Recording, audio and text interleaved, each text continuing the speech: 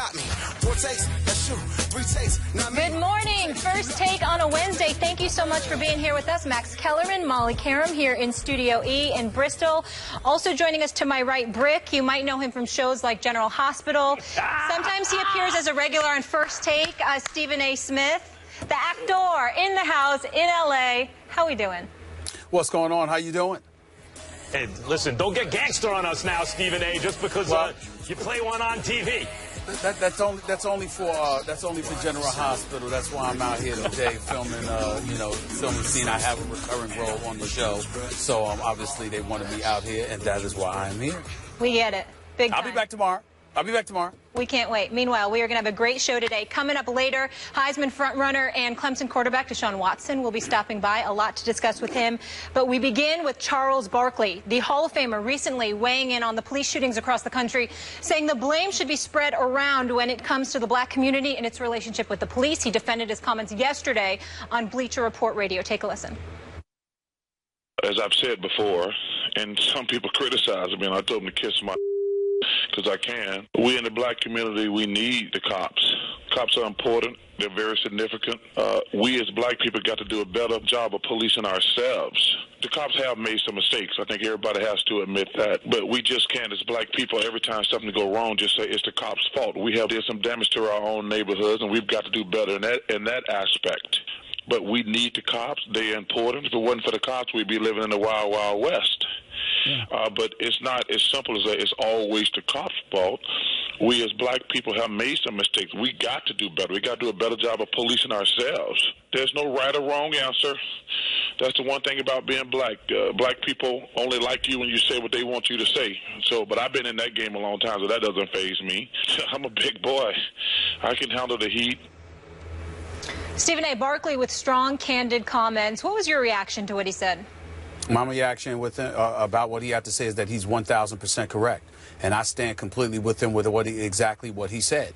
There is no doubt that when we consider, the things that have transpired, the shootings of the police officers in Dallas, what happened in Baton Rouge and other places, there's no excuse for that. And those individuals that exacted crimes against police officers should be brought to justice. Obviously, anybody that does something like that to a police officer, that's exactly what should happen. Nobody inside or outside the black community would ever sit up there with any degree of sense and condone violence against the police officers. Let's make sure we're clear about that. We don't condone it. Black folks, I think one of the things that don't get said enough about black people is that black folks put black folks behind bars all the time. When you have defendants that come before our justice system and are judged by, a jury of their peers, black people, by and large, put some black folks in jail now. So it's not like, folks from the black community should be excoriated like some outside of the black community would try to do by saying, folks are being given a pass or anything like that. Black community doesn't operate that way. You do the crime, you need to do the time. And if you're not doing the time, it's because you're paying an even stiffer price. That's the way that we are. That's the way that, by and large, we've conducted ourselves as a community for centuries. And that's never going to change. But that doesn't absolve any of us from what Charles Barkley had to say. He's 1,000% correct, and I agree with every word that he said and then some in terms of what people can kiss if they disagree with him or me in this particular situation, because what he's highlighting is the fact that, you don't sit up there and gloss over police brutality. When it happens, it needs to be called upon, it needs to be addressed, and we need to address it with the fervor, the tenacity that it deserves. But at the same time, we have a bigger problem in the black community, and that's black on black crime. I remember when, Max's, before you got here, Skip and I were doing the show, and Spike Lee came in to promote his movie. And when he promoted his movie, he was incredibly ecstatic that I brought up the shootings in Chicago. Memorial Day weekend, 69 people shot. In terms of murders in the streets of Chicago, 2,900 shootings. Overall, approximately, it was like 468 murders in the streets of Chicago. That was up from 412 the year before. This year alone, 2016, It's not even September yet. We still got about 4 months to go in this year. There have been 371 murders or shootings in the streets of Chicago. You know, this is a problem. And Isaiah Thomas, a Hall of Famer, does an exemplary job just reaching out, trying to do what he can to bring folks together, to diminish and dissipate the amount of shootings and killings that have been taking place. But it's something that we don't hear enough about. That's black on black crime, for the most part. Now, we could sit up there and wax eloquently all day about remedies to the situation. We could talk about what needs to be done. We can point the finger of blame. We can look at a system. We can look at a lot of things. We can look at people outside of the black community and sort of look at them and say, well, what did you have to do with that from a systemic perspective in terms of your contribution to what really, really diminishes and decimates our community? We could look at all of those things. But at the end of the day, the ultimate responsibility falls upon folks within the black community to step up and do what we can to quell this violence. We made a lot of noise about CP3 and Carmelo Anthony and Dwayne Wade and LeBron James speaking out. They spoke out very, very eloquently about it because they said the violence has to stop on both sides. That's essentially what Charles Barkley was saying. It's just that he emphasized more so the black on black crime because the numbers say that more of us are suffering at the hands of our own folks than we are by the hands of the police. That's the reality. Now, I'm not an expert on this. You know, I listen to a lot of people. I listen to Joe Madison on Sirius XM radio every morning, every chance I get, because I think he's absolutely phenomenal. And he's certainly far more educated than me. Karen Hunter, another one. Dr. Michael Eric Dyson, Warren Ballantyne, you know, Mark Lamont Hill, and so many others that do a tremendous job in the black community of really shining a light on the problems that ail us and what we need to do to remedy that situation. But having said all of that, although there are those that would disagree with Barkley to some degree, I don't understand how you can in this particular situation. The excuses have got to stop, and we have to stop looking at people like Barkley and getting on him because he's willing to say what most people out there aren't willing to say. Police brutality is a problem. It definitely needs to be addressed. Black Lives Matter and others are right to bring attention to that. But an even bigger problem permeating the black community is black on black violence. And anybody who disagrees with Barkley in terms of what he has to say, I could just echo his sentiments about what they can kiss because they're full of it. This is a big, big problem, and it needs to be addressed. And I completely 1,000% applaud Barkley for everything that he said on this particular matter. He is absolutely right. First, I want to say I'm glad you brought up Chicago, Stephen A., because what's happening in Chicago is a humanitarian crisis. It's a humanitarian crisis. It's an American tragedy, and not nearly enough attention is being paid toward it. And this is what the idea of Black Lives Matter is about. It's not, philosophically, we're not just talking about police brutality against black victims. We're talking about the fact that black life seems to be cheap in this country, and that if this were happening to a population that wasn't black, what's happening in Chicago, you could say, well, it's black on black crime. Still, the victims are people of color, are people. You know, those lives matter too, and it's being underreported. I'm glad you brought it up. Whenever someone like Charles Barkley brings up publicly the idea of personal or communal responsibility for behavior, as opposed to institutional or societal responsibility.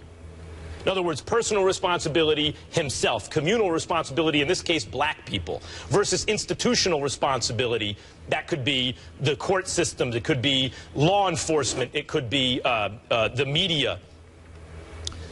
What you will find is those of a progressive bent will tend to attack someone if they're talking about personal or communal responsibility, and those of a conservative bent will tend to attack someone if they're talking about societal or institutional responsibility.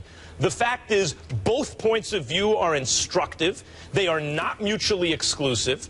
It's perfectly fair for Barkley to bring up the idea of personal or communal responsibility as part of the formula that goes toward addressing a larger problem. I think the reason that some would have a heightened sense of this right now, if they have a negative reaction to what Barkley said, is the idea of, let's take again philosophically, Black Lives Matter, in parentheses, 2. Black Lives Matter, 2. So when people say things like, well, all lives matter, people from the Black Lives Matter will say, well, wait a minute, no, you're missing the point. Parenthetically, it's implied, too. We matter, too.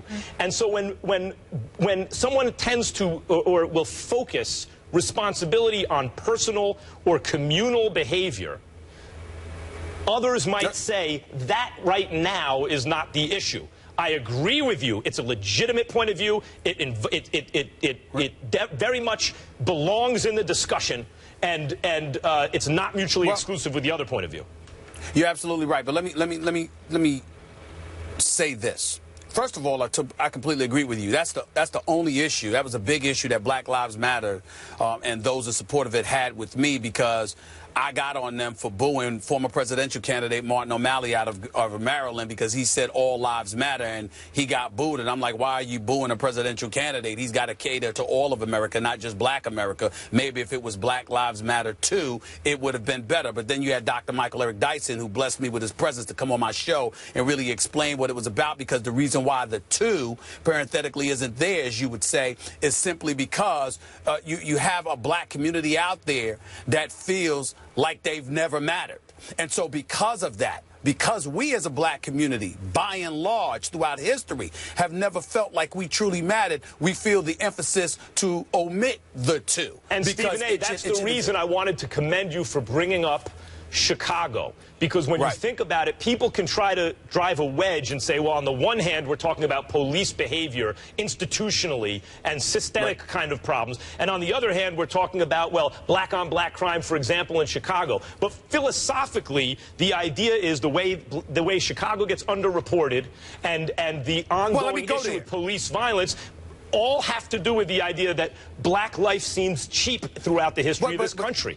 But this is where I wanted to go, because one of the things that Barkley is going to take heat for is that folks in our community don't believe that we should air our dirty laundry. It's like, okay, if this is going on within our community, why are we speaking about it? Because crime exists everywhere. There's just as significant white-on-white crime as it is black-on-black crime. And they're right to make those points. The problem is, from a numbers game, our community is in danger of being an endangered species. The numbers game, when you consider the fact that the Latino community is not a dominant minority. They make up 17% of the population. The Black community used to be in that position. Now the number is at 13%. If you look at the U.S. Census Bureau reports, it speculates that by the year of 2039 that the African-American population will only increase by about 1%, but the Latino population will increase almost double. Well, I'm sorry, excuse me, we're not giving birth, we're not having children.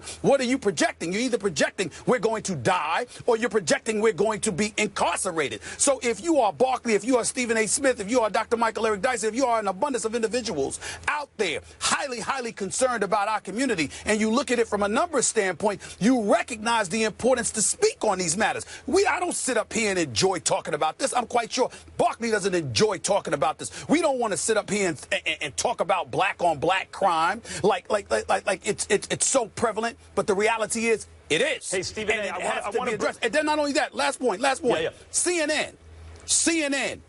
I'll never forget this as long as I live. I'm watching Bill O'Reilly on Fox News a couple of months ago, and he had 2 African Americans from Chicago that are elder statesmen, educated, intelligent, the whole bit.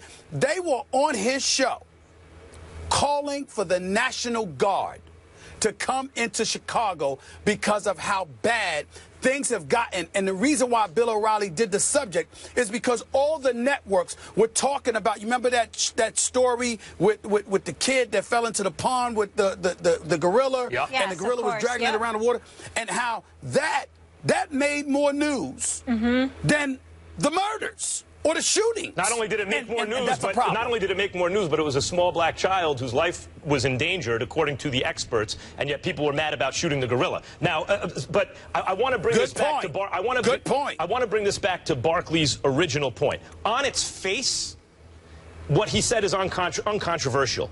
Of course we need police. The black community or impoverished communities especially need police. Police need to behave properly, but of course you need police. You also need traffic lights, and as the president made the case in the previous election, you need meat inspectors too. I mean, like, these are social services and societal necessities. Of course, police are necessary, and as you mentioned at the top, Stephen A., obviously violence towards police or anyone is unacceptable. Absolutely. It's totally unacceptable. But the thing about it is, again, I'm going to close it out by saying this. We don't want to put it as pragmatic as I'm about to, but it's necessary. It's also a numbers game. Yes, there's white on white crime. Yes, there are white people killing white people every day. That is absolutely true. The flip side to it is that if you make up 66% of the population and those numbers aren't dissipating dramatically, that's entirely different than when it happens in the black community and the numbers are dwindling. You got to think about this. Think about this presidential election that's going on here. OK, one of the things that you consistently hear so much about is immigration. The reason why you're hearing about black folks at all in this election is because of Black Lives Matter in terms of the attention that they brought to police brutality. Outside of that, the dominant narrative has been immigration or illegal immigration, whatever way you want to term it. Well, why is that? It's because the Latino population is making up 17% of the American population and growing, and as a result, their votes are going to count. Whereas the numbers as it pertains to the African American community are not as significant as they once were, are not as significant as it is in the Latino community. Therefore, even though our votes count too, and it's a priority, and by the way, every damn body needs to get out there and vote. Everybody needs to vote, especially if you're black, considering the sacrifices that have been made for our right to vote. The bottom line is that in terms of it counting, as much as their votes count, they have more numbers. And as a result, politicians are going to pay attention to what they want more so than what we want, because while other people are growing, we appear to be killing ourselves. And that is a problem. Stephen A., again, I know you said earlier you don't enjoy having these conversations, but one thing I love about doing this show is that we don't shy away from these kind of controversial issues, and I appreciate the conversation that you guys just had. Richard Sherman also does not. He had some strong comments on this subject. We will share those with you later and what he thinks the NFL needs to do. But up next, moving on, Stephen A. calls them the accident waiting to happen. This year, they are happening before the season. It's unfortunate. I'll explain after the break. Stay with us. Oh, God. Oh, my God. Damn, y'all just commentate from the side. I'm like, oh, God. Oh.